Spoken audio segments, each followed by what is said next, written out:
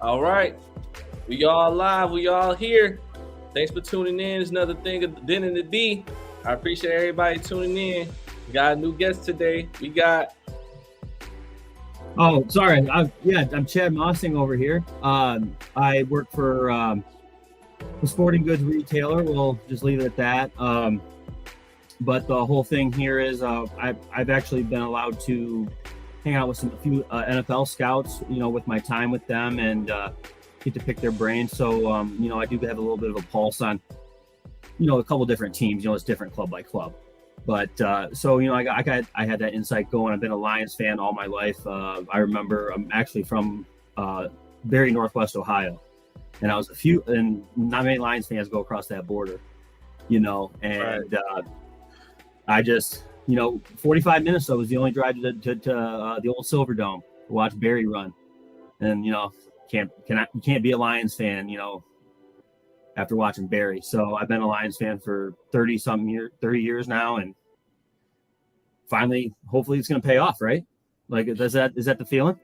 that's definitely the feeling. Like at this point, that's why I was so happy Aaron Rodgers left. Once Aaron Rodgers left, I'm like, okay, Chicago is in the rebuild. The Vikings, if they keep Devin, Dalvin Cook.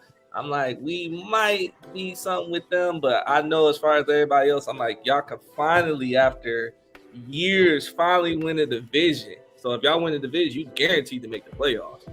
Oh, yeah, exactly. And no hate on Jordan Love, but I want Green Bay to experience like a non-Hall of Famer back there. They don't grow on trees. That's not real. Like what you guys did was an aberration, not like because you're a gold standard organization. You guys, 30 years of Rodgers and Favre and 2 Super Bowls to show for it. Like, the Lions over here, we've been struggling to get players in, and it's not that bad. Yeah. That's one thing I was telling. I was like, from my Dose of Dion thing, like I've seen Jordan Love play 2 years ago. Me and my brothers went to the game where Aaron Rodgers played the first half and then Jordan Love played the second half. And even me, I'm not even a scout. I'm not even like on the inside. I'm just a fan watching it from TV. But that one I had the experience from the Ford Field. And I was just like, man, this guy ain't got it. I'm sorry. He played better than me. But as far as anything else, I'm like, man, I don't see it. But I definitely think that definitely was also a thing for Aaron Rodgers. Like, why would y'all give me some help? Why would you draft a quarterback in the first round when I've been telling y'all for years I needed help? I don't get it. Yeah, I mean, and the funny part is he did end up having some help at the end there, and they just couldn't get it going. I mean, maybe not on the offense side of the ball. Like they struggle with their offensive line health. The receivers outside Devontae Adams were always, a question mark. But that defense was tough. We always talk about Aaron Rodgers, and what they're doing with LaFleur over there and Aaron Jones, Devontae Adams, and rightfully so. But quietly, I mean, Alexander, he's a shutdown corner. Who they got in the they got another all-pro safety. I'm blanking on him right now. But you got they let go of Za'Darius though, I believe, right? Mm-hmm. I don't want to, but they still got Preston there, Rashawn Gary. Kenny Clark, you can't leave him out. They're tough. They've been a very tough defense for a little bit now, and Rodgers, he can complain all he wants, but he needs to score a little bit more in the playoffs every now and then. Most definitely, because I don't care what anybody say. Because I'm like, listen, Patrick Mahomes showed you himself that just give me a receiver. I don't need a star receiver. Just give me a receiver. I'm gonna make it work. And Aaron Rodgers was like, look, I need a star. Give me. I don't care. I need a star. He's like, yeah, we can say all this because he is he back in his darkness retreat? No, he's living the New York life then, huh? Yeah, he said he hurt his ankle during practice, but he'd be all right. I'm like, here we go. I'm like, this is about to be a thing. You about to have an injury-prone season. I'm like, I see it now. I seen the script, and I'm like, this is about to happen. I'm like, can you mail that to me? Can you mail the script to me, please? Yeah, I haven't got to see it yet. Okay. Yeah, me and Arian Foster talked about the other day. He was like, yeah, man, this script, Aaron Rodgers about to be just out half the season. I don't get it. But I mean, it's gonna be a meshing point, you know. Like, I mean, not to say that he has an ego, but I mean that's what the Packers drove. That was the narrative, you know, the whole offseason. That was their angle, to, you know, during negotiations was, you know, oh, Aaron Rodgers, big crybaby. You know, I mean, that was the old people writing it. You know, they're like, we don't need him, and you know that's fine, but you know. And, you know, he pushed back, but like, we're going to get an answer this season, right? Like, you know, who was it? Was it Rodgers or was it the Packers? You know, so I'm looking forward to that part too. And you know, they could both be wrong too. You know, Rodgers could be over the hill and the Packers could suck without him. And I'm just gonna be a happy Lions fan watching that debacle. Exactly. That's where I'm at too. Cause even when he said, he was like, man, they're saying the Packer organization is saying to you guys how they want to keep me and everything in front of the camera, but behind closed doors, they're not saying that. I'm like, I can believe that. But you're not making it better. Yeah, and I'm not trying to diss on Rodgers either, but like, you know, it's just I'm a bitter Lions fan. You know, it's our time to shine. You know, Bruce's time to shine. We've been losing for years, and this is the first time. I'm 32. This is the first time since I've been alive that I ever heard that the Lions were favorites to win the NFC North. I had to Google it. Like, have we ever made it? And it was like, no. I think the NFL, before it became the NFL, they made it one time. I'm like, in that case, that definitely don't count because that's been years. So I'm like, no, we gotta do something this year. Yeah, and you know it's bad when you have banners up there for just playoff appearances. You know, like the bar is pretty low. Yeah, pretty. Yeah, but so today we're about to get into the linebacker position of the Detroit Lions. As you know, the Lions drafted in the first round Jack Campbell. So, you know, with Alex Anzalone, Rodrigo right there, and Derek Barnes coming back from an injury, I'm trying to kind of really just see, like, if, you know, Anzalone's going to start. Now, I already got that 1-year contract. He showed out last year. And then people say, like, he didn't do nothing. I'm like, you go look at the stats. He showed out. Where people just don't pay attention to him because he's not a big name or something. But now with, you know, Jack Campbell being there, it's like, is it going to trickle Derek Barnes to just sit on the bench, go to special teams? Is Rodrigo just going to end up bouncing, or what's going to happen here? No, yeah, I mean, I totally agree with what you're talking about. Alex Anzalone coming out of the gate, like, yeah, he was quietly very productive last season, and to your point, yeah, it was his best. It was a career year for him by far. I think he outpaced. I mean, technically, with the Lions last year in 14 games, he set a tackle personal best, you know, and then he comes out and hits 125 this year ish, you know, depending on what site you're looking at and, you know, what they're counting as tackles.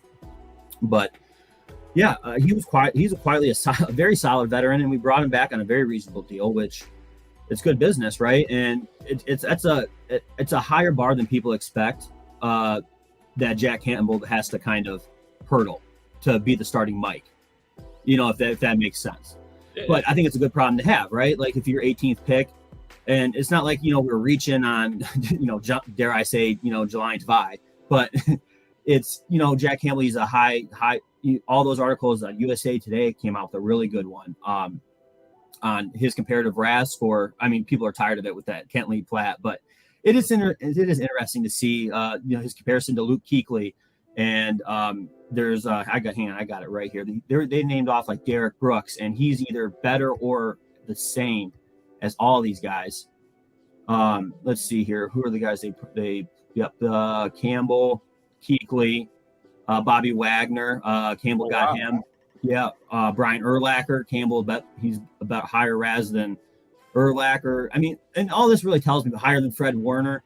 And then Zach Thomas, they had a little fun post about him. Zach Thomas had a 2.24 RAS compared to Jack Campbell's 9.98, just showing you, you know, athletic traits, you know, they do translate most of the time, but not, you know, there are instances you need to put, you have to have a lot of other things going for you besides just your athletic ability. Right. But yeah, when everyone's, you know, talking up this guy, you know, the expectation gets a little higher. Like, hey, he needs to come in and supplant Anzalone. Anzalone needs to go play number 2.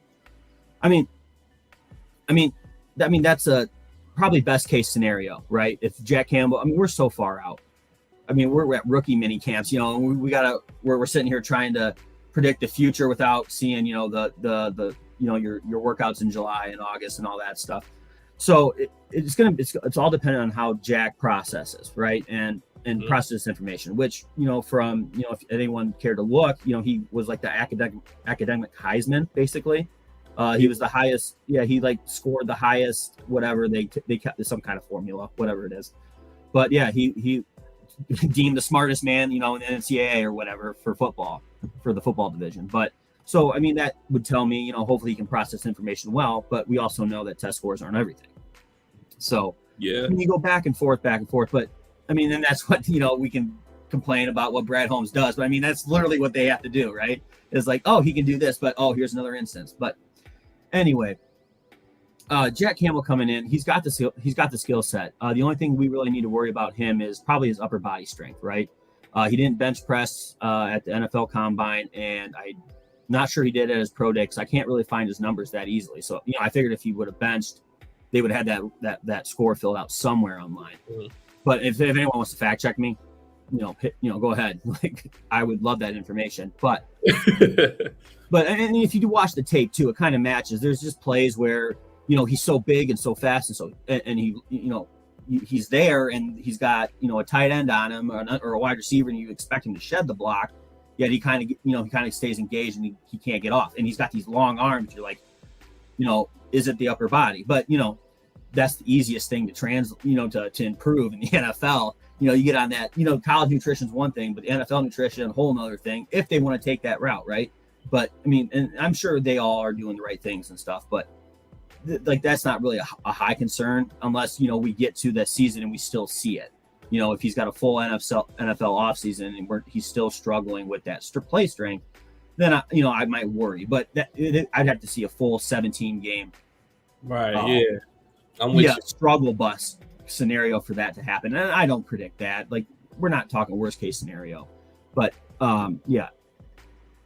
I mean, back to you. That's a long rambling thing. But I mean, that's what happens in the scout. The scouts talk to me. I ask them one question, and it's like right back. They just sit there and they talk to me for 45 minutes, and I'm like, guys, I have another meeting. I gotta go. But because I'm entranced by it. But no, that's how I am, man. I tuned in on every word. Like I'm not gonna lie. Like, I do not pay attention. Like, I'm going to. But when it comes to college games, like, I was definitely one of them people that kind of like brushed up on the highlights during Sports Center. So I really didn't watch it. I definitely didn't watch Iowa. I know I'm not the only one in the world that didn't watch Iowa play. Like, people can be like, no, I watched Iowa play. No, you didn't. Like, no, nobody really watched it. If you did, you turn it off at halftime because their offense scored like 3 points a game. Offense is horrible. It's like they're known for just defense and tight ends at this point. That's just the school for tight ends, and it don't be nothing else. Like, that's why I'd be like, wow, this is crazy. But I definitely was just tuning in, just trying to watch a lot of highlights, especially after they drafted them. So like, okay, like, what made you guys? I wanted you guys to address defense anyway, but what made you guys pick him at 18? That he was going to be good, because I expect anybody in the first round really to start. So if you're going to go in the first round, I really want to see like what's going to transition to it, especially what I just said earlier, like with Anzalone being there, with Rob being there. Those are people that people want really high expectations for them, but they can definitely show you like, hey, like, this is what you're going to do. This is how you're going to do it. That's why I really like having more than one. So in case you having everybody has bad games. So if a person's having a bad game, it's like, okay, look, we're going to take you out. We're going to reset, and then we're going to, just teach you the ways of how everything goes. That's why I really like and love the fact, let me not say love the fact that they kept Aaron Glenn, because I was just sweating like, please don't lose Aaron Glenn when y'all trying to build up this defense. Because I definitely think after this year, though, they might end up just letting him. He might end up going somewhere else, because they're gonna be like, okay, this defense has shown that it's improved over the years. Somebody be like, yeah, Aaron Glenn, come get this head coaching job. Man, I'll tell you what about Aaron Glenn. I don't know if I've seen a bigger 180 from a fan base than Aaron Glenn, the Detroit Lions. Like, that guy, you remember everyone was like, should we fire Aaron Glenn? Like, when's Dan Campbell going to act like we fired Anthony Lynn, after week 6? Like, Aaron, like all this. And then we're all over here sweating bullets at the end of the season, like, oh, we're going to lose them? We don't want to do that.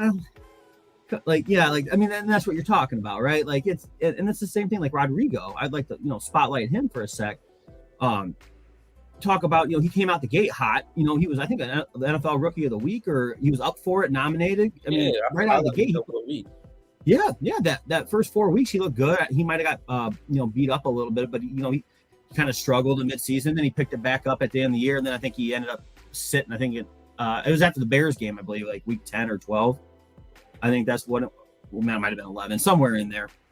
12 would have been the Bills, so that would have been a no-go, right? Mm-hmm. Or whatever the Thanksgiving. So whatever the Bears game was, I think it was like the second half of the season. He missed that game, but then after that, he kind of came in and he played really well. And so, like, and that's the thing, like, this is these conversations are so great to have compared to we, not to have these depth conversations, because, that means if you don't have any depth, or you don't have any good players, like you don't have these conversations. Like, if you're not worried about these things, then your team probably, you're the team, you're Houston Texans, right?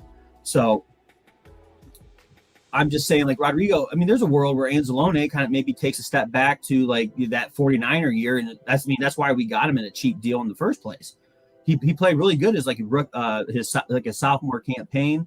Then he got hurt, and then everyone was kind of like saying like, oh, this is his contract year. Is he going to bust out? And then he kind of sucked. I mean, he didn't play well, right.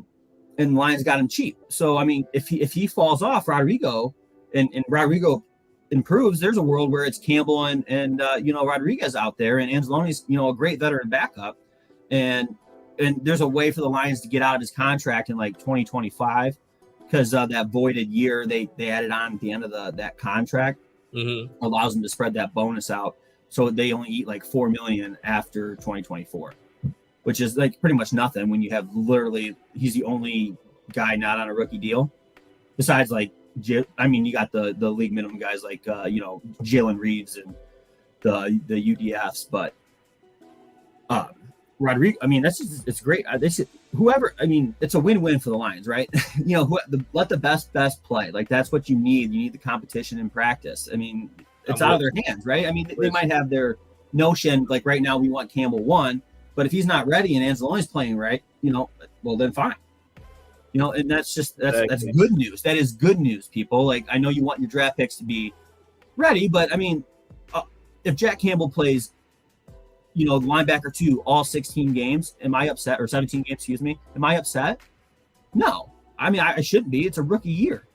I mean, the expectation will be, he should be. Should he? I mean, that'll be the conversation. But year 2, year 3 breakouts happen every year, all the time. Yep. So, it's a long-term view. And I mean, even though the Lions are saying it's pretty aggressive move, right? Brad Holmes kind of came out and said that those were draft picks with the playoffs in mind. So, he's putting a lot of pressure on him and himself for, taking these picks where they were. But hey, if they work out, right? Yeah, exactly. You're just going to have a happy fan base. That's exactly where I am. Going back to what you were saying earlier about the Aaron Glenn thing, it was like, probably, I think I turned off Bleacher Report. I think I just completely took it off my phone, because that was probably about one of the most like craziest bipolar seasons. You're like, week 1, like, fire him. 2, give him a raise. Week 3, fire him. And it was like, what? I'm like, come on, y'all. At this point, leave the man alone. Like, his name stayed up all the time. But I ain't gonna lie, and I still go back to my last interview with Dose Dion. When they got massacred by the New England Patriots, I'm like, look, everybody need to be fired, because that was bad. But I still just go back to, Bill Belichick is probably Mike Tomlin might be like edging them a little bit, but Bill Belichick is probably one of the smartest head coaches ever. So I'm not surprised that anybody losing him. You just get out coached. But going back to even the linebacker position, like Rodrigo, what you said, like, he ended up getting it week 8. Like, but he definitely deserved it, because he even came in like, hey, I'm about to try to figure this stuff out. I'm about to get everything together. Like, I'm about to set myself up to play. And one thing he even said during the Hard Knocks, he was like, I just love hitting. I'm like, you can see it during his play. I was like, yeah, man, I definitely see why, like, he fits a Dan Campbell scheme type person. He's one of the people, like, he just really loves the game. And that's one reason why when I was more thrown off when they got Jack Campbell, because I'm like, why Like, why did you get him? You already got these people. But I definitely agree with you about the Anzalone thing because he might end up being like halfway through the season, might end up letting him go if Jack Campbell plays well. But but even with the depth chart the way it is, hey, I wouldn't be surprised. Yeah, and absolutely. And we're talking like linebacker 1 and 2 on the depth chart, but you know that doesn't mean Rodriguez isn't going to see the field. Like, I mean, Rodrigo's going to be he's going to double our special team production alone. That guy's like you said loves to hit. But they're going to put him on special teams if that's how they don't have anybody else. Not getting him hurt. But I mean, there's also Jack Campbell and Rodriguez are probably our 2 best run defenders.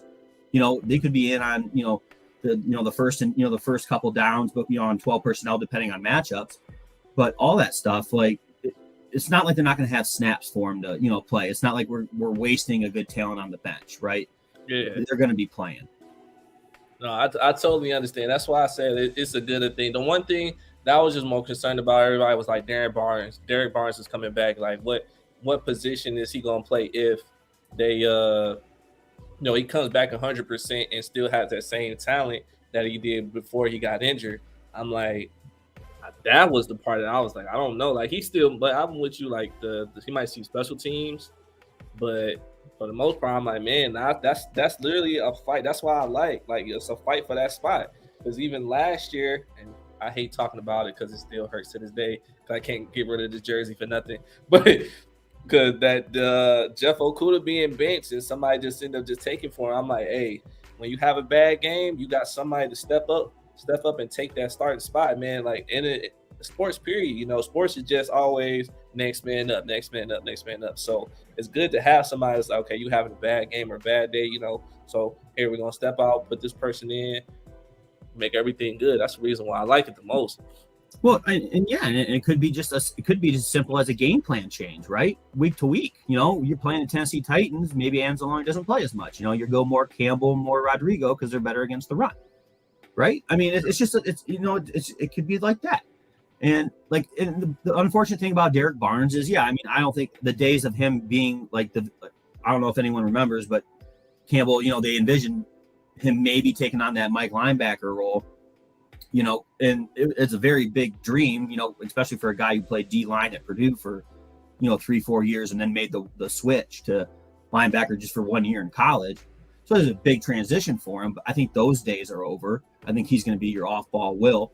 And I mean, which is good because 4 years on the line. I mean, he's probably got some pass rushing. I see it on the film. He's got some pass rushing chops. So, I mean, he could be a sub package guy. I mean, unfortunately, could he be we don't have enough linebackers to be like a roster issue or anything now. But in the future, he's a 4th round pick though. We were hoping for a home run, but they're all not going to be Amon-Ra, right? That's just the game. So. Yeah, unfortunately, we're probably going to see less Derek Barnes, but I mean, I think he could, if he, comes and plays, like you said, up to his potential. I think he can carve out a nice, 3rd down role. Yeah, that's what I was saying. I think it's going to be, I'm really just looking forward to the season, man. And this is just more nervousness because I can't think of a time when everybody was just like, what is going to happen this season? Because even when I was saying before, I'm like, starting off season opener against the Kansas City Chiefs, is it going to be straight just against the Kansas City Chiefs? Is it going to be just like same old Lions if we get blown out?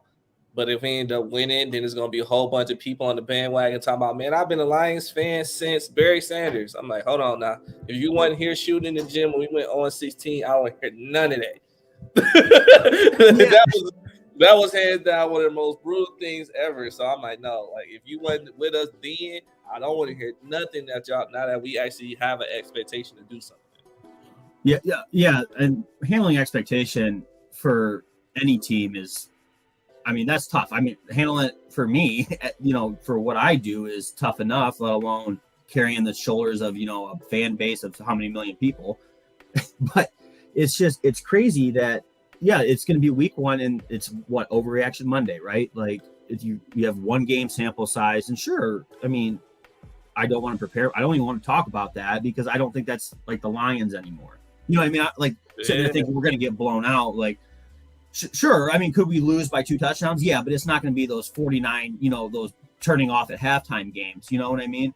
Like it shouldn't be like if we're taking that step, like that's the expectation is like, let's not think about or talk about, the Patricia days, the days of, Steve Marucci, making Joey Harrington cry.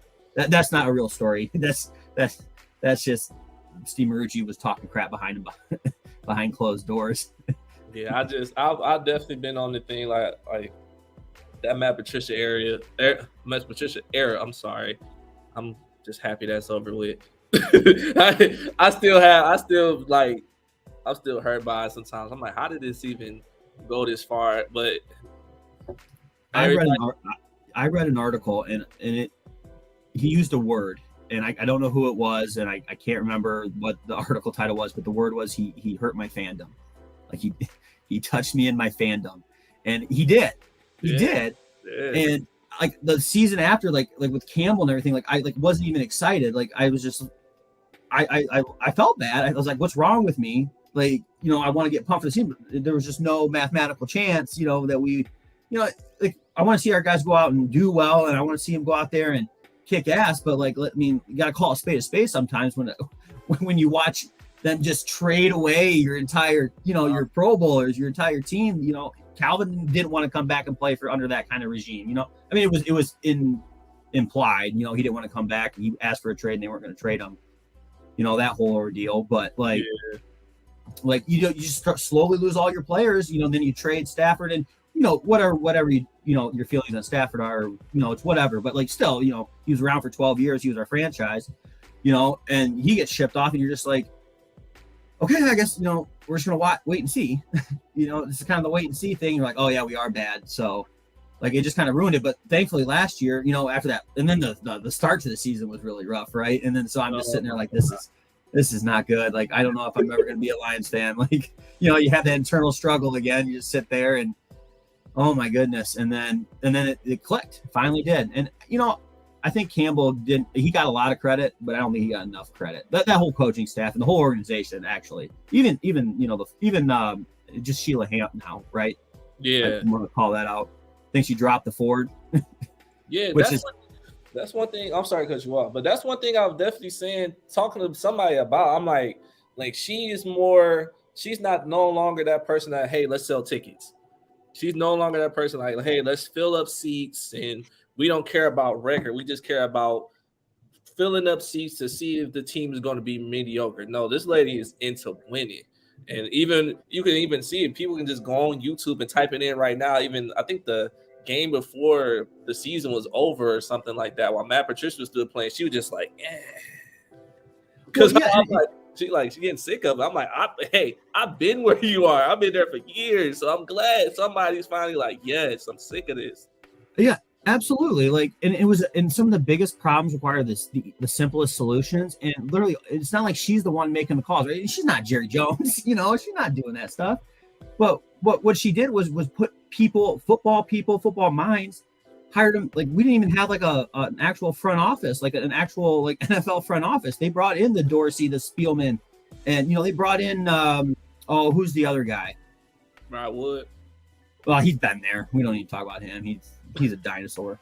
Like, who cares?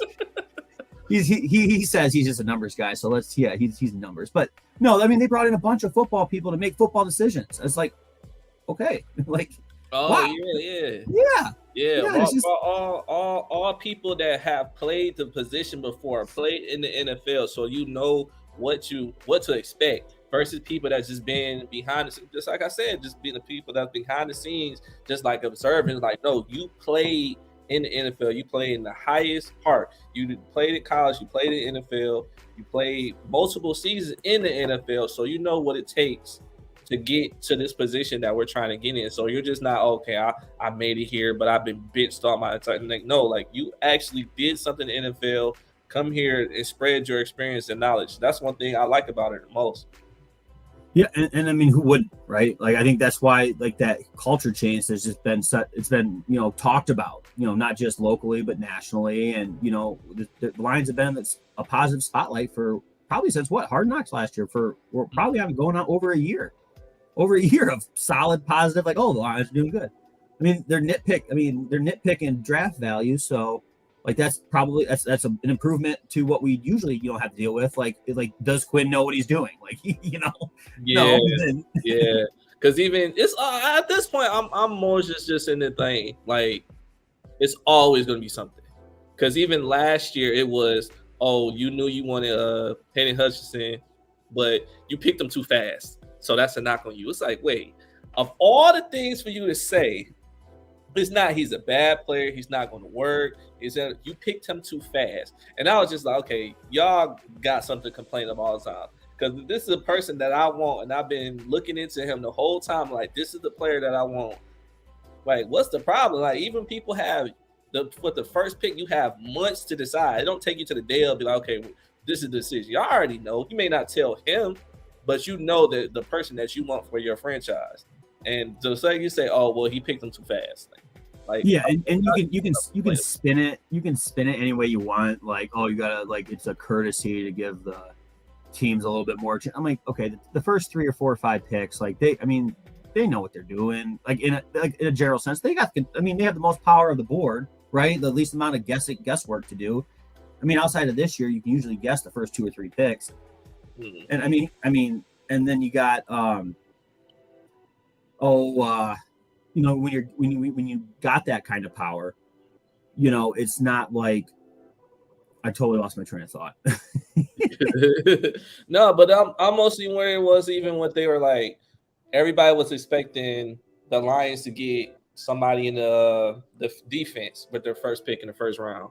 But then when they end up drafting Gibbs, everybody was like, what are they doing? This is what I'm talking about. Brad Holmes sucks.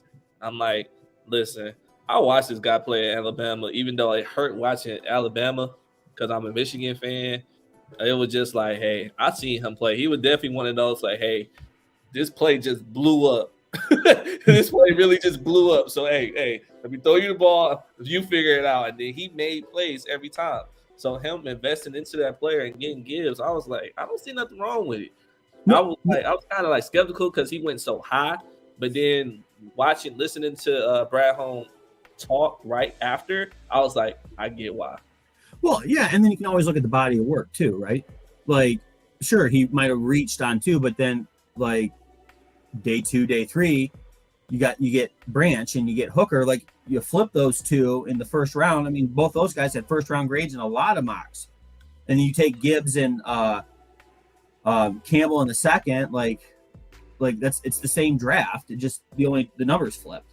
Right. So Campbell, I mean, if he says that's the players we wanted because that's my board and we were going to get these guys here, that's all by design, then like kudos. He was right. Like he got those guys. So like you can't complain really. Like, yeah, so he reached in round 1, but rounds 2, 3, he just knocked out of the park. I mean, the only questionable ones were just, the no-name guys, right? The Broderick Martins and stuff, but you do a little dive in and you're like, oh, okay, we see, right? I mean, it's just like you just got to do a little extra work and you're like, oh, okay, now we see why, we're not so angry. Just take a breath, take a big holistic look at what we did, and then like, oh, it's not that bad. No, yeah, we got a bunch of talent. I mean, the only thing you're going to talk about is, Laporta and Mayer, right? I mean, but look, news is positive with Laporta.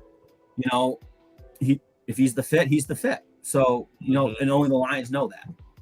Yeah, that's one thing I was even saying. Like, I even started like my second or third video. I was like, you have to. I'm not thinking to thought myself. It just went right away.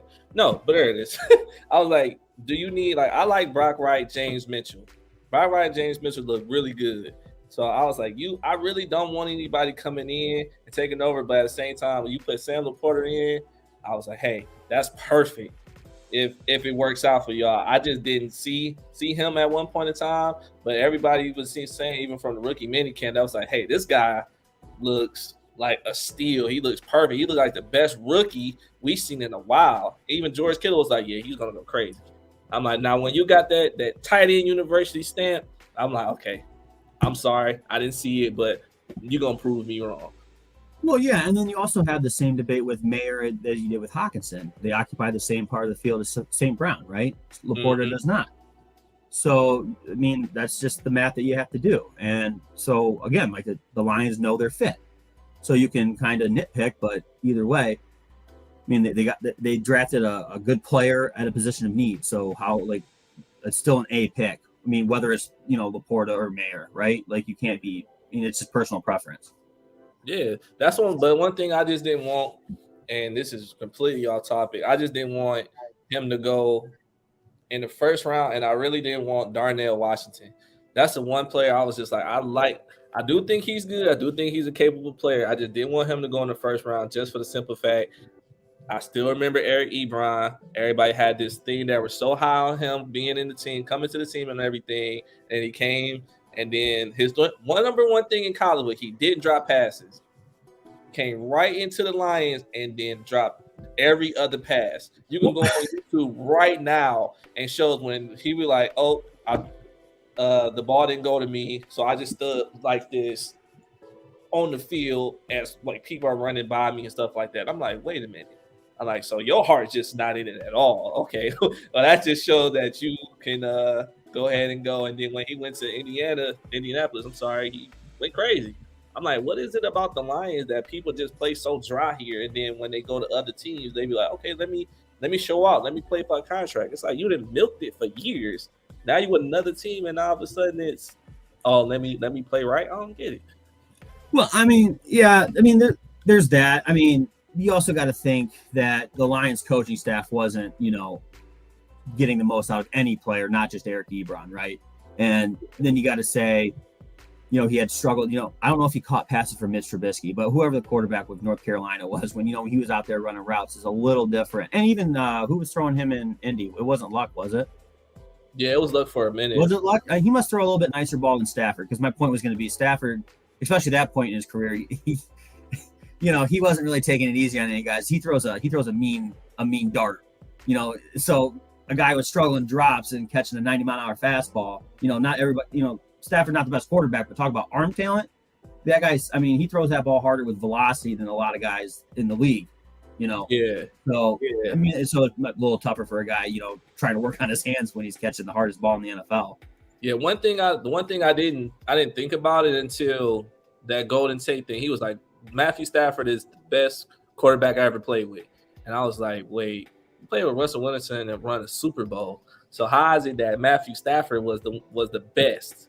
So once he said that, I was just like, okay, I have to see this now, because I'm not gonna lie, when he was just throwing the passes and just trying to be Mr. Desperation throw, it just bothered me. But when sometimes he was winning, sometimes that ball was getting intercepted. I was just like, come on, like I saw the defender. So how come you didn't see him? But I still think he was good. I actually congratulated him for winning the Super Bowl. Although I don't care. I didn't get that Detroit Rams shirt, even though I saw it. I didn't do that either. I get that. But it looked nice, and I was happy that they won. But I was like, you deserve to win a Super Bowl after dealing with injuries and dealing with us for 12 years. But other than that, I'm like, let's not really. I don't really want you to do too much, especially if you play us. I don't want you to go crazy. Yeah, I was rooting for him too, but I wasn't on the level of that guy who went viral, and got to go to the game. Did you see that? Which one? Oh, some scrawny dude with his girlfriend sitting there watching Stafford when he threw that ball against Brady. Mm-hmm. When he threw the cup to stop that, was it the field goal? Oh, is that how they beat Tampa? Yeah. And that kid just went. He wasn't a kid. I mean, he was a kid. He had 20-something, young 20s, and he just went nuts. And it went viral, and he ended up getting to go to the game, got invited. But my point being is, I bought a Stafford Rams jersey just after he won the after he got to go to the Super Bowl, just because, I was like, hey, I'm going to support him. It was cool. We're not, the Lions, we didn't at the time didn't think we were going to be there anytime soon, right?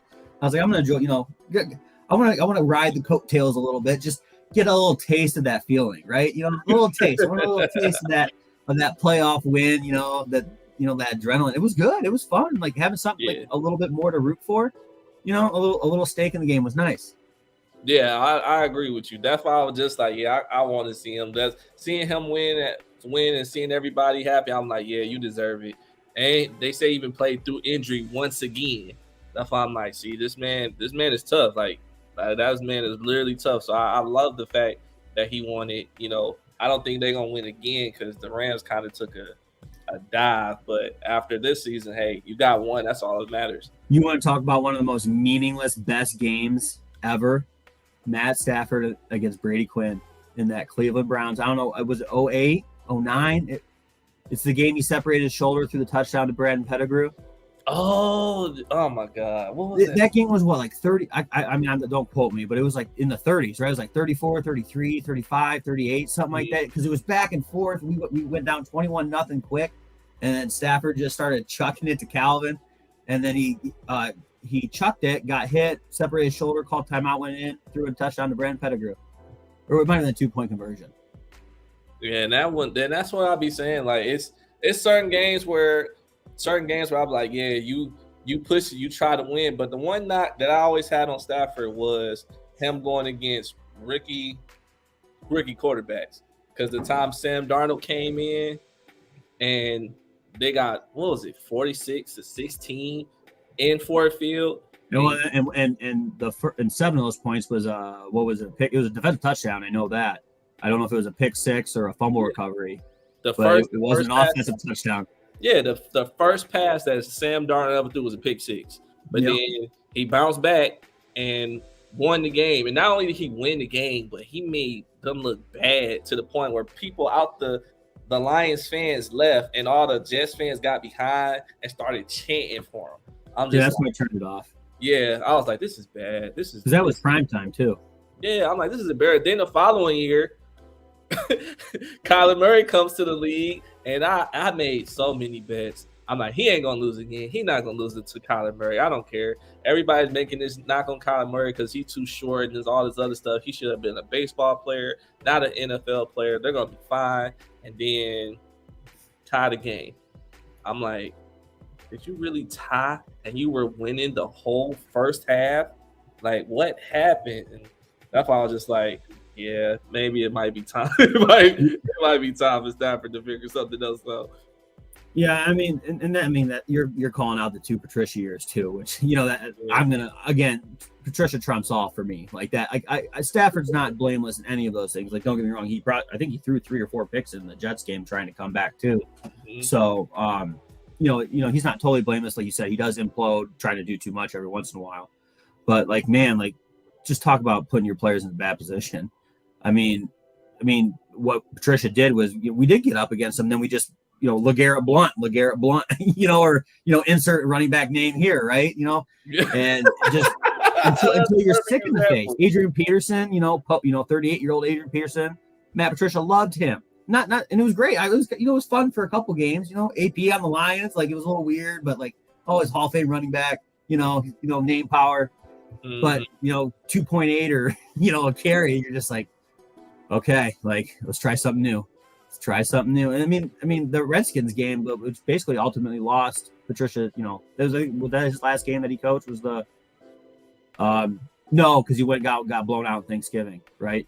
Yeah, because it was back to back, where they lost to the Commanders, right? They lost the Commanders over the football team then because they were up 24, 27 points. It was, what was it? It was, I had to look it up. It was high. I thought it was over. I'm like, yeah, man, it's a good Thanksgiving.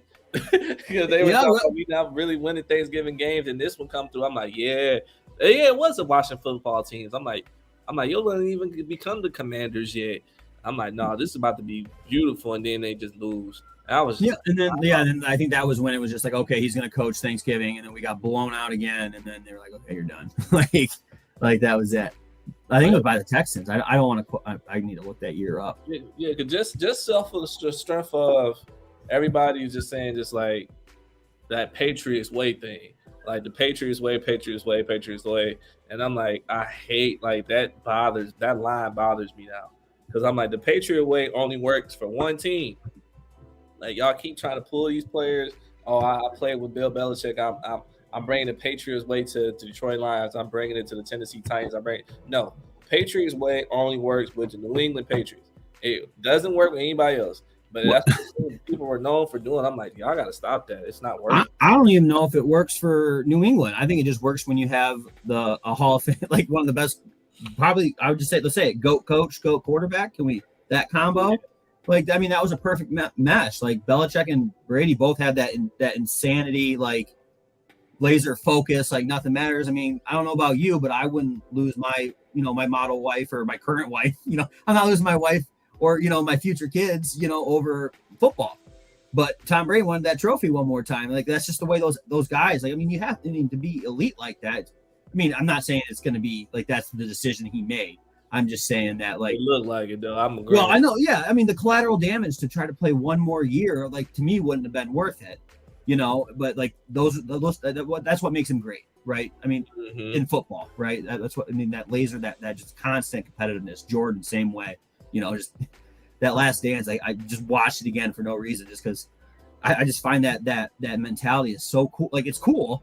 I don't know if I could ever do it, but I mean that's just that alpha mentality. It's crazy the drive that they have to be the best. Like I mean, literally the best of the world. Like I can't even fathom being the best in the world at something. Yeah, that's one thing. Even Kobe said that he was like, after a while, like it took him a long time to say like I'm walking away from this game because this game I love. But once he actually retired and spent time with his daughters and everything like that, he was like, yeah, I'm never going back. Like, you want to coach? No. You want to do this? No. He was like, I'm fine. I'm spending time with my family that I've never got to really spend much time doing with them. So, nope, I'm going to enjoy this. Even Phillip Rivers even said he tried going for that championship just to get one. And then after a while, he's like, forget it. Me and my, 8 kids, I'll just retire in peace. Yeah. Like, in your $1 million mansion, finally. Like, I'm gonna just enjoy my house, man. But I definitely think that was something that was a smart decision for him. Even with the Brady thing, I think trying to chase it one more time. I wouldn't have lost my family over it. I definitely choose my family over a lot of stuff. But I'm with you. Like he made a decision and stuck with it. But back to that point about the Patriots. Like now that Tom left, you're never going to replace Tom with, Mac Jones or pretty much anybody, right? But like you can see the decision starting to crack, right? Like they had Patricia, like all Lions fans, like, oh, come on, what are you guys doing over there? You can't get a coach to coach your offense, like because we know Patricia ain't the answer. I mean, they had Patricia and Joe Judge, 2 failed coaches who couldn't move the ball when they were head coaches.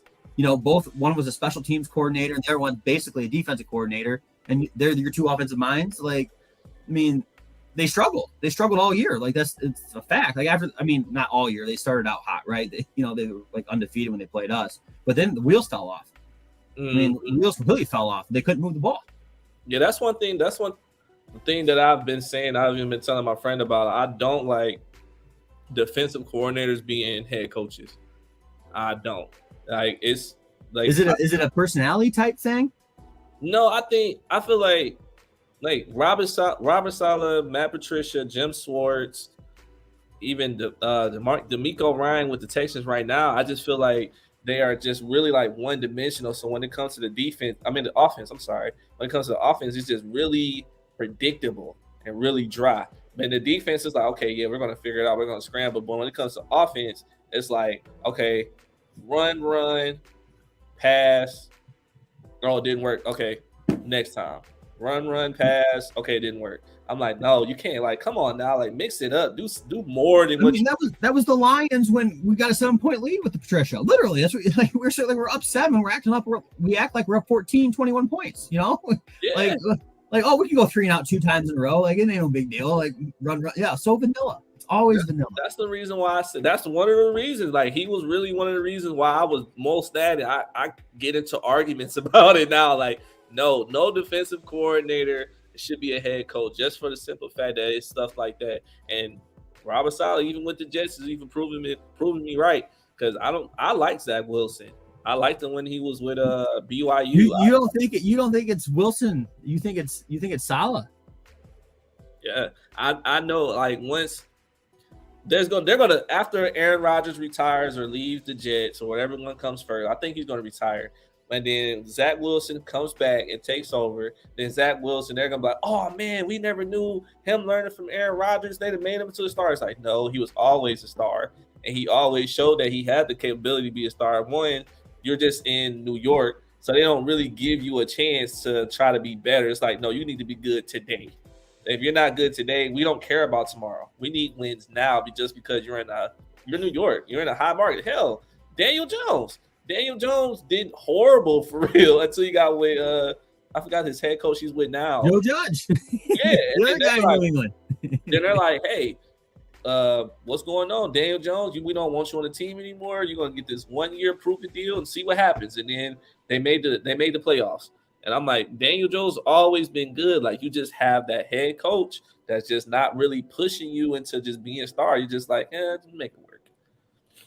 Yeah, I mean, I see your point. Like, Zach Wilson's career is far from over. I think I would agree on that. Like, I mean, he was drafted at 20.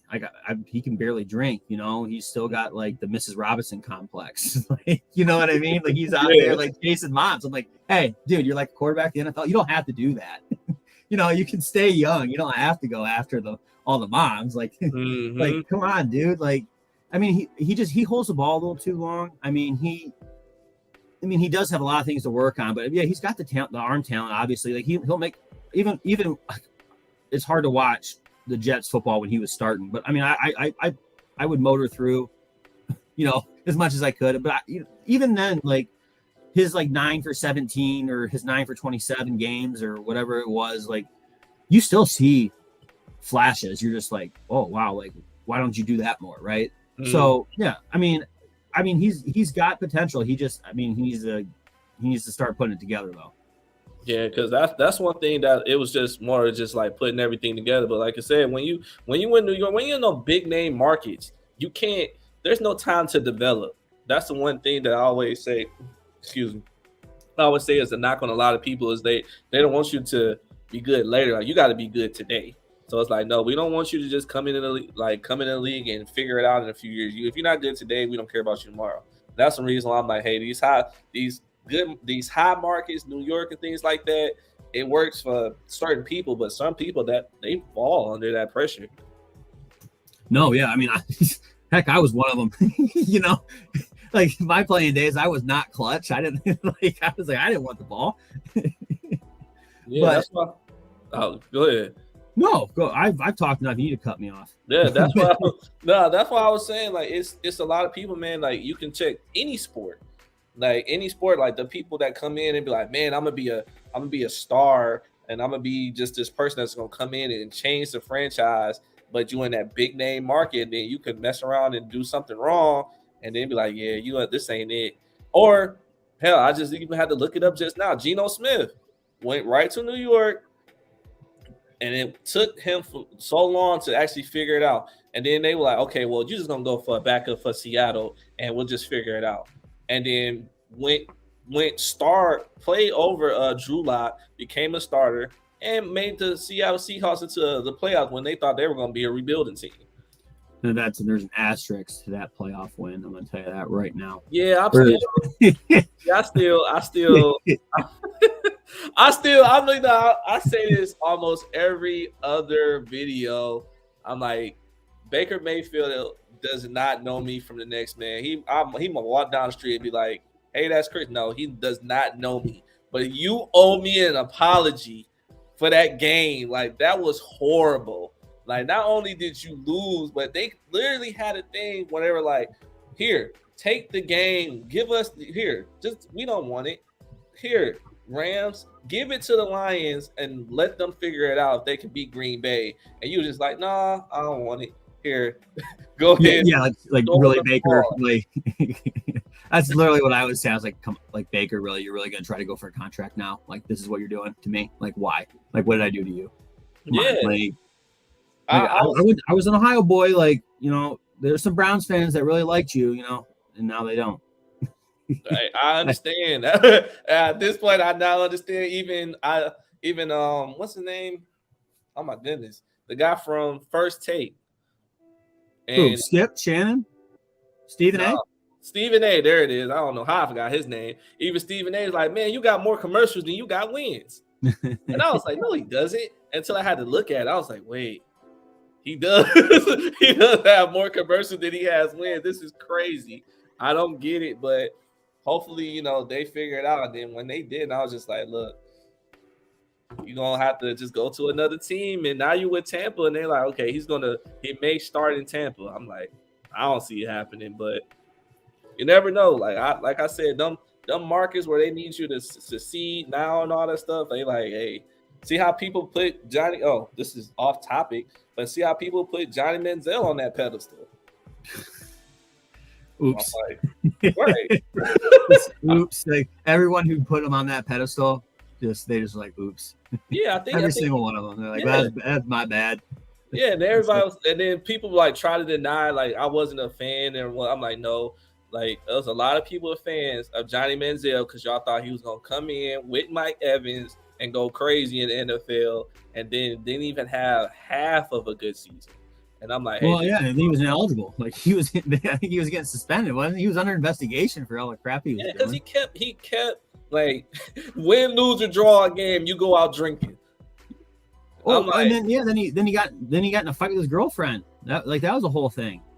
Oh yeah, see, that's what I'm saying. You had so much off the field stuff going on. That's why I'm like, man, look, you have to focus and really just get like focus on winning, man. You with the Cleveland Browns, like you got to at least win.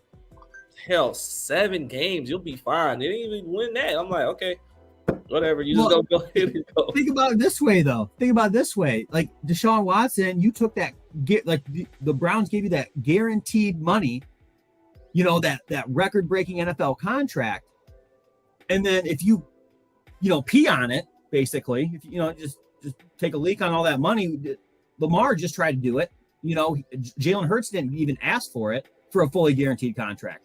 Like the owners are basically saying, no, there's collusion. Like there's that whole leak about the owners had like a secret meeting. Like they're like, we're not going to be doing this, like handing out these fully guaranteed these deals. Like the Browns did it because they're the Browns, but like we're like that's not the standard.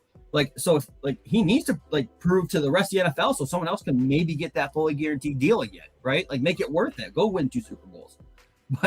But like you can't go out there and look like he did the last few weeks. I mean, obviously, you know, there's a week and a half or a year and a half of him not playing.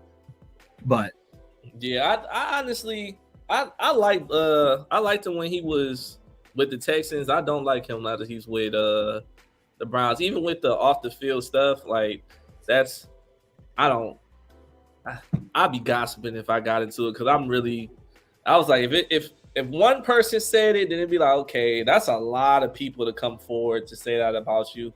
And I'm like, it might be a hint of truth, but if it is, like, hey, let the judges and everything, let the court system deal with it. But as far as on the field, hopefully you don't have to do all that running around for your life like you did with the Texans, like you do with the Browns.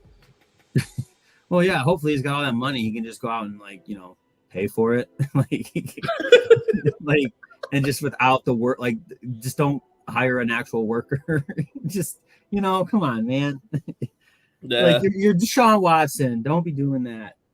Definitely could be doing more behind the scenes versus making it so public. But at this point, I just got to smile and talk about what happens on the field with a lot of people. But this is kind of going back into it. That's really the reason. That's also another reason why I like the Lions and everything that they have going on, because every player, and I said this even with my last thing, I was like, nobody in the Lions, players, anything, they have one of those issues where it's just like, oh, this person has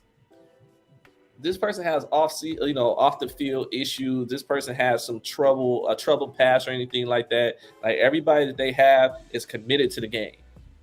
So nobody has all that type of stuff. Just like, man, this guy eats, sleeps, and breathes football. And that's one thing that I like, because even the character changes that they have, nobody's like, it's just a hint of anything. They just like, no, they're fully committed to football. They want to win. So that's one thing that I even like about that, because you never have to worry about it. Because if people pay attention to my NFL draft thing right during the first round of the draft, I'm sorry, I was gun-ho, man. I was going crazy. I was like almost shaking the TV for like Jalen Carter. I'm like, come on, get Jalen Carter, please get Jalen Carter. But then when they had, when he didn't, go to Philly, I was hurt. because I really thought he would go to the Lions.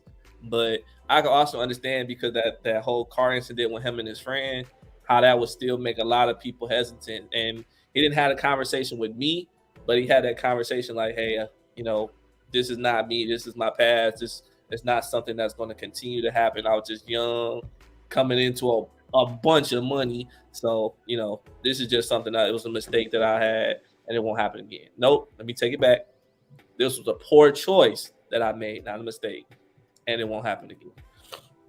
No, yeah, and that's what people got to remember is that, I mean, there are people too, like, apart from football, like, in developing that way, like, as a person, like, that's very heavy. Like, that's traumatic. Like, a car accident, like, he wasn't the one driving the car. Like, the level of guilt, like, I don't want to argue that or anything like that. Like, I mean, that's not what I'm talking about. I'm just saying, like, witnessing that, period, whatever, whatever your thing is, like, that's very tough on somebody. Like, that's mental health issues. Like, that's traumatic. Like, you got, like, when you're drafting him, like, that's a financial investment. You have to make sure that he's mentally right. Mm-hmm. And and that's just another factor that a team takes in when they draft, right? And some coaches do prefer, like you said, like, they don't come with that baggage. They can just teach football. They don't have to worry about like Antonio Brown, what he's doing on Twitter, when he's not in the not in the building, right? They don't have to worry about that. So they can just focus on football and have fun. It makes everyone's job easier. So, but you'll see it every time, right? Everyone's going to take a gamble on talent, and I believe everybody deserves at least a second chance. Depending on what the first offense was. It's always depending, but I'm with you. That's one thing, because even I had a conversation with an individual even about the Damar Hamlin thing, and they were like, they don't feel like the player should have left. Like, should have got off the field, they should have kept playing because they're getting paid money. I'm like, no, that man died on that field. Yeah, they brought him back, but that man died on that field for 8 minutes. So I don't care who you are or how much money somebody's paying me into the season, during the game, behind closed doors, on the table. No. My teammate that I love, respect, heart stopped for 8 minutes. We're going to make sure he's all right. We're going to get out of here, and we can rematch this later. But at the end of the day, like, that's something that's real serious, and that means something. So that's why I even say, like, mental health, even I know a lot of people had to go through mental health. Mental health is a big thing now. It should have always been a big thing, but it's definitely something that people need to focus on now. So even after the Jalen Carter thing, when Jalen Carter's friend passed away, people should have the first is like demonizing this man. They should have been like, how is his mental doing? I did it. That's why I said, like, hey, I want to make sure he's good. But like I said, he doesn't know me. But somebody like behind one of his real close friends should have been like, hey man, I want to make sure you're good. I don't care about none of this other stuff. I want to make sure that you mentally are okay, because this 2023 people just care about, okay, you're a player, you're on a higher thing because you're in the NFL and all this other stuff. Like, no, your mindset means a lot. Your mindset is everything for real. Well, yeah, and mindset's everything, and it's the same thing with fans for the Lions, right? With like J-Mo, like, why do you want to, like, first off, that rule sucks. That's the dumbest, stupid rule I've ever heard. You can bet on a college football game on the drive-in. Like, if he wasn't on the Wi-Fi, like, they probably wouldn't have known. Like, and it's not like, you can't. I get it makes me so mad. It's like, you're seriously going to give him 6 games for that? Like, that's equivalent to what, like, like some of the 4-game suspension these players are getting for what they do. You know what I mean? Like placing a bet. Like, but anyway, but like J-Mo, like it's not his fault. He had an ACL tear and didn't play very much this season, right? I mean, it's injury medical timeline, like nothing he could have done. It was non-contact injury, whatever. ACL, you can't strengthen a tendon anyways. And then and then fans have a problem with how he's used. Like, it's not his fault, right? Like how they used him, and then he has this, like, I mean, I get it. Like, he's got to sit here and he's got a shit rule, but then now they're dogging on him, and it's just like, why? Like, don't you want him to succeed? Like, why are you talking crap? Like you know what I mean? People seem like they had an issue with him from jump. I don't understand. Yeah, because he wasn't smiling at the draft, right? And it's like but then you look at it, it's like, even with the Jalen Waddle, they said, oh, you walked off to go to the stage to get your jersey and say hi to Roger Goodell. It's like, yeah, that's all the camera showed. But before the camera spotted to me, I was celebrating with my family. So well, yeah, and it's like, okay, it's a TV, not my life. Like, you know what I mean? Like, chill out. Like, you don't need to report on. That's the thing that made no sense to me, because J-Mo came in the league and people just hated on him, like, oh, you're taking too long to heal. Taking too long to heal. Okay, that was one thing. Then when Jeff Okudah got traded, oh, he applied for the #1 jersey. I said Jeff Okudah wasn't using it. So what's the problem? No, yeah, it's not his. Like, yeah, like what is he gonna do? how you gonna switch? How you gonna switch a number and you didn't? And you what was it? Like, you tried to switch your number and you didn't play the whole season. So Jeff Okudah didn't play the season either. He never played a full season since he been in the NFL, and he changed it multiple times. Yeah, and he had 3 different numbers. So it's not like he had one, like it wasn't his. You know, he started out with 30, went to, or 23, then went to 30, and then went to 1. Something like that. It was some kind of order. But yeah, it's not like he claimed it, or hell, like you guys are calling him a bust anyways. So like, why does it matter if he was #1? Yeah, that's the thing where I was just like, that's when I started just noticing like it's a lot of mixed feelings with a lot of stuff. That's why I just really just shut what celebrities need to do now. Cut the phone off, deal with real life, because all the social media stuff, that means nothing, because everybody's going to try to stone you for something. And I'm like, listen, man, like he didn't do anything wrong. At the end of the day, Jeff Okudah owes me some money because I have his rookie jersey and I can't get a bag of tips for it. I can't even get a big bag of tips for it. So I need some money back for this, because you keep changing the number. Then you went to Atlanta. So hey, I paid $100 and some for this jersey, man. I need go ahead and reimburse me. I see you my cash app. But at the end of the day, I'm like, look, like him getting that, and even with him, yeah, it's talking about like you bet on a college game, not an NFL game, and all of that stuff. People were like, oh, J-Mo's unprofessional. He's immature. I was like, I'm pretty sure he didn't know. Well, and it doesn't even matter. It's legal. Just not on an NFL building or in an NFL building. And by the way, just FYI, if no one knows, they partnered with like DraftKings and FanDuel for billions of dollars. like we can partner for the billions, but our players can't use it at all because, you know, the money's for us. Like whatever. Like, come on, what kind of rule is that, right? Like, you guys are making money off FanDuel partnership. Don't. That's literally one of the shorts I have on my stuff right now, talking about J-Mo getting suspended, and then the whole thing is it's cool when they do it, it's the problem when I do it. I was like, exactly, because they're gonna keep betting, making money off of you, but then when you start trying to bet on everything itself, it's gonna be like, no, you can't do that. No, that's not how this works. I'm like, let's go. Yeah, like it's ridiculous. You can tell me that in 50 feet I can make a bet, like. And I mean, I get what they're trying to do. Again, I get what they're trying to do. It's just not worth a 6-game suspension. Slap him with a 1 if you want to be a jerk and do that. That's fine, whatever. 6 games. Yeah, I don't agree with it either. I definitely think it was something that they shouldn't have did. That's something that y'all just going overboard and being excessive for sure, no reason. Now, if they suspended him for a year doing some Calvin Ridley stuff, I would have been like, I'm not even in Michigan anymore, but I would have walked up and down this street with a sign like, this is rigged, this is fake, like this is not right at all, to take a whole year from him for a college game. Like, no, that's even if you bet on an NFL game and bet on yourself, that shouldn't even be an issue. But to do that, I'm like, I don't know. The NFL definitely has some stuff that they definitely need to work on, but the rich stay richer, and the poor people stay poor. This one, so you just gotta figure it out. Yeah, and you're right. And like the same thing with like going back to J-Mo, it's just like I think some of it is the pent up energy. Just, I mean, the guy's electric, right? Like you got a taste of it, right?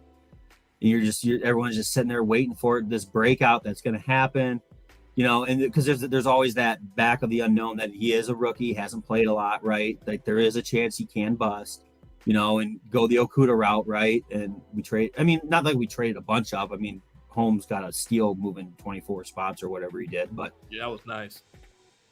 Like there's always that fear, but it's just like that guy, like you watch him on the field, right? And it's just like, I don't know how he's not going to be good. And it just sucks. We got to wait 6 more games for some stupid rule that we have to wait for J-Mo, right? Yeah, I think with you know, Brown Wilson, not Wilson, I'm sorry. With Brown, Williams, Gibbs, and you have Laporta coming around trying to figure everything out. That offense is going to look really nice. So that's why I can't. That's really why September. Even I keep saying like even against Kansas City, I can't prove it because it hasn't come around yet. But I definitely see the Lions like getting this close and then just winning. I don't see them winning by a lot. It's probably gonna be like 3-4 points. But hey, a win to win in my personal opinion. Steal one and especially in Arrowhead. Yeah, Yeah, win's a win. I'll take a 3-0 win. I'll have a lot to say negative about a 3-0 win, but I'd be a lot happier than a loss. Yeah, they even said it on the NFL Live. Like it was maybe something I was going to print out initially, but I'm like, they lost.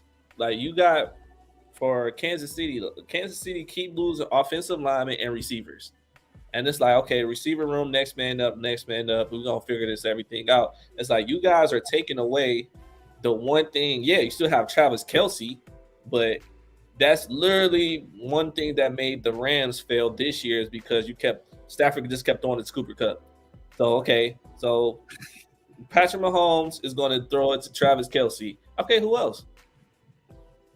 That's it. Well, they lost Juju, right? Then they drafted Rashee Rice. I mean, he's got some potential. Sky Moore's there, but he looks fast, but he didn't come around as like a total like lineup at the a slot or even outside or even the slot. Wide receiver that's going to go out there and get open and make a catch. I don't know if they re-signed MVS, but yeah, you're right. But that's the beauty of Mahomes, though, right? Is that he doesn't need a whole lot. But yeah, if Kelce goes down, it'll be interesting to see where Kansas City decides to lean, right? Yeah, and then losing Miko Hardman as well as losing Eric Bieniemy, the offensive coordinator, which I think people were sleeping on. And he, you still have Patrick Mahomes, but who's going to draw up the plays for Patrick Mahomes now that he's gone? So I also think that's going to be another reason why they end up taking it, not necessarily being horrible, having like a rebuild year, but I don't think they're going to be as good as everybody claimed they're going to be. They're saying they're going to win 10, 11 games. For some reason, I'm not seeing it. And this may be for somebody from Kansas City answer, but this is a good question that I've had is I think it's funny that, like you said, the New England Patriot factory of the way, that's like everyone hires these people from New England because of Belichick, right? Mm-hmm. And they go these places and they bomb out constantly. I mean, Vrabel is about the only hit, right? McDaniels is a joke. I don't like that guy at all. He went to Denver, drafted Tebow for no reason whatsoever, put him at quarterback, blew the Denver roster up, and then went back to New England, right? Then took the job at Indianapolis, then ghosted them, went back to New England, then came to Oakland, and then said they were going to go to the playoffs, and then tore down that roster. And, got rid of Carr and swapped him out for Jimmy G. Like, it's the same thing. But anywho, all that badness comes from New England, and then you got Kansas City, and Bieniemy is not getting hired because Andy Reid does too much. It's not the Andy Reid coaching tree factory in Kansas City.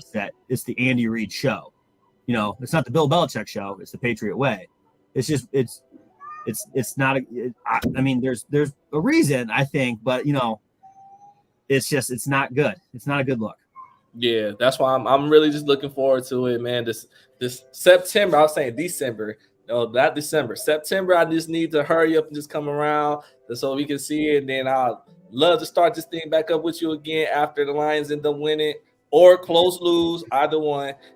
But just for everybody that's listening, even if you listen to it years down the line, this group, this roster, this coaching staff, that's the same old Lions thing is over with this. Like that ended when Matt Patricia walked out the door, and the season after when they went 3-13. I think that's over with. That losing regime, that time is over with. So now it's time to start winning, and that's going to surprise the hell out of everybody. I absolutely agree, 100%. I've had a great time on here, and I can say with about 100%, I think expectations change. I don't think your reaction should be more mad, but the Lions, they're doing the right things, and when they're doing the right things, you can feel secure. Go ahead, everyone's just oh, should I? Yeah. No, go ahead. Yes, be happy about it. Enjoy the reports. The depth, it's not an issue. Your linebackers, whether Malcolm Rodriguez or Anzalone or Jack Campbell start, like, I mean, we have an ideal scenario, but you got a great depth. Like that's the conversations you want to have. Those are good football conversations for a team. Like what are we going to do with all this talent, right? Like, what are we going to do with it? Oh no. But I do want to say that, like, they might take a little bit to gel, right? Because, Jameson will might, 6 games. He's, that he's going to be our number one de facto, based on capital. And then you're going to sit there and say, we got all the back end. I mean, great players, right? We didn't really touch on how great of our secondary, our turnover was. But, I mean, it takes time, right? It's all new players. They're all playing for first year. So it's going to take a little bit of time. So if we come out of the gate a little slow, no need to press the panic button. Like we just proved last year that you can right the ship, right? So these guys believe I don't have any worries that the Lions can't, at the very least, especially in the NFC North and in the NFC, being weaker, we don't have to deal with all those, those quarterbacks like Burrow, Allen, Lamar. We don't have to deal with those guys. So let them, knock each other out. But the Lions have a very real shot, even 8-8, and you just get in the playoffs, right? Yeah. 8-8 or 8-9, or let's do 9-8. Let's go 9-8 minimum. 9-8 minimum. That's, you get a division win, right? Let's say 9-8 wins the division, probably. I mean, there's not a lot of strong teams in the NFC North. 9-8 might win the division, and then that gets you a home playoff game. So yeah, like just enjoy the season. Don't get too high, don't get too low. But the Lions should be a good team. There's too many good reports. Too many football people are saying too many good things about the Lions for you to try to be too pessimistic. Yeah, I'm with you. I'm definitely right there with you. That's why I'm ready for this season to start. I'm ready for them to beat everybody in our division. I'm ready to beat everybody in our division. And then as soon as it comes, same thing I said. Everybody that comes to me, I know they were Green Bay fans or Chicago fans. I'm telling y'all, as soon as they come around talking about, no, I was a Detroit Lions fan. No, you wasn't. Stay over there. Because stay with there. No, you mad because we winning now. Just stay over there. You'll be all right. So that's definitely one thing I'm looking forward to is the end of the season and actually making it to a playoff. I might actually break into a tier. Yeah, I mean, just look at it this way. I mean, that our soft division, 5-1, easily attainable. You only got to win 4 or 5 more games the rest of the season. You got to play 500 football. Yeah. That's it. That's it. Beautiful. Man, I appreciate you coming on. I appreciate you doing this with me. We went over the Lions, what they're gonna do as far as everything this upcoming season, going over the depth chart. Having too much talent is a beautiful thing to say about the Lions. So I appreciate you being on. Shout out to the thing that you got, the podcast you got coming up soon. Oh, well, we haven't even got a name on that yet. Let's just, I'm trying to work a pun into the title because, got to have a pun. And I'm blanking. So we're going to try to rectify that here in this coming week. Got you. It's gonna come up soon, man. Everybody, y'all make sure y'all tap in. Make sure y'all stay tuned in. Den in the D. I appreciate everybody, man. Love y'all. Thank you.